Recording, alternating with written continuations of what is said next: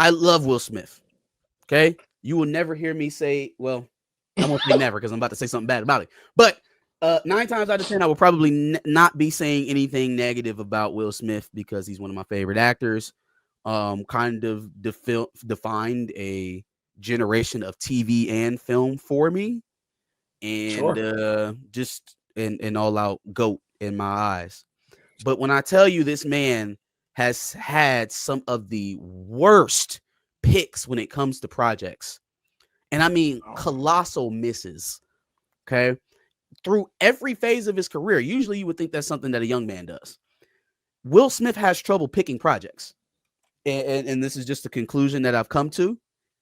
We all know about the Wojnarowski's pitch that he turned down. He said he just didn't understand it. And, you know, obviously he had Wild Wild West going on. He thought that was a better movie for him. That was a colossal mistake.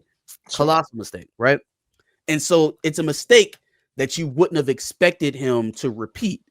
Matrix came out in, what was that, 2001, 99, something like that, somewhere in that early 2000s range. Mm-hmm. Okay.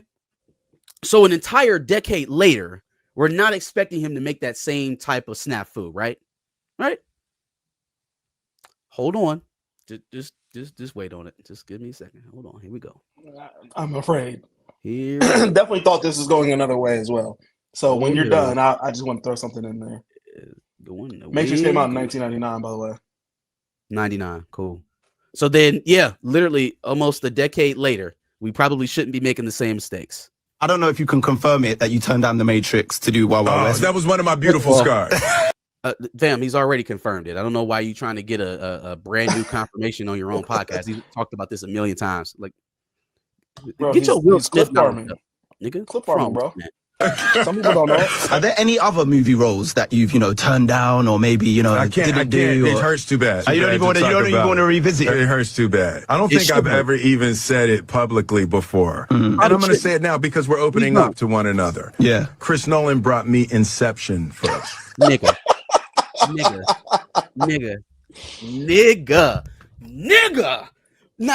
Now. Oh, he brought you Inception first. It's crazy. Before Leonardo DiCaprio? Crazy. Fam? Insane. If I'm not mistaken, Inception came out in 2009. Let's verify that, right? Let's make sure that I'm in the right time. Inception came out 2010.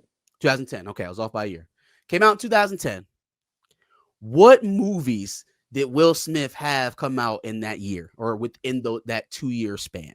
So like from 2009 to 2011, what was Will Smith doing? I Am Legend was 2007. So Hancock 2008. What was? Hancock and 7 Pounds were in 2008. Yeah, no. Those are some of his classics. Let's keep going. I'm looking for on IMDb right now. Will Smith. 2009.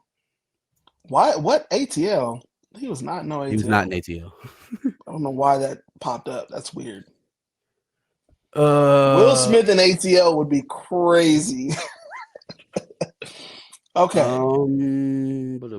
He was a producer for The Karate Kid. That's it. 2010. He was a producer for The Karate Kid. Everything else was you mean to tell me 2008 and 2012. You mean to tell me that this man was doing not doing anything. Nothing. It was doing nothing. 3-year span and just turned down Inception? Yes. Okay, I'm telling y'all, this man has trouble with identifying huge projects.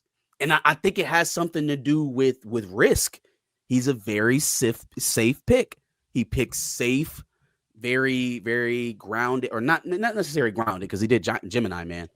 But I mean, safe things. He doesn't pick things that people don't understand off of first note. People that are not going to just gravitate to off of knee-jerk reaction. He just doesn't do it. But he'll explain more if you want to listen to him. And I didn't get it. Wow. That's never been said before. I've never said that out loud. It's an exclusive, Kiss Extra exclusive. And now that I think about it, it's those movies that go into those alternate realities. They don't pitch well. Yeah. Bullshit. But I'm hurt by those two. I'm hurt by those. Bullshit. They don't pitch well. That is a cop out, Will. You got to see the vision, baby. You gotta come on, man. Gotta come on, Will. Alternate realities. They just didn't pitch it right. Fair. Will Smith is already in the pantheon of great male actors in Hollywood. But like, just imagine if he would have had The Matrix and Inception under his belt. He would have been out of here. I think he would have been above Denzel. Well, he's already out of here. He's Will Smith. But I think he would have been above Denzel. The Matrix? He absolutely. With the Matrix trilogies would have pushed him beyond Denzel Washington. For sure. I don't think that's that bad of a take at all. Now he's not done. He's not done acting, but man, the choice, the choices, Rock. I mean, The Rock. The choices, Will. I thought you were saying Chris Rock. I'm like, what? No, I did not know his production company was behind ATL. That's kind of crazy. Oh wow. Okay. Cool.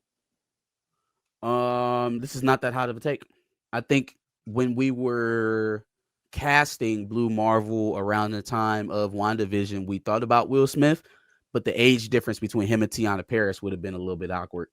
But that didn't seem to be an issue at all, anyways, since she's been sidelined. So maybe that won't be an issue now. Yeah, same. I feel the same. Stamina.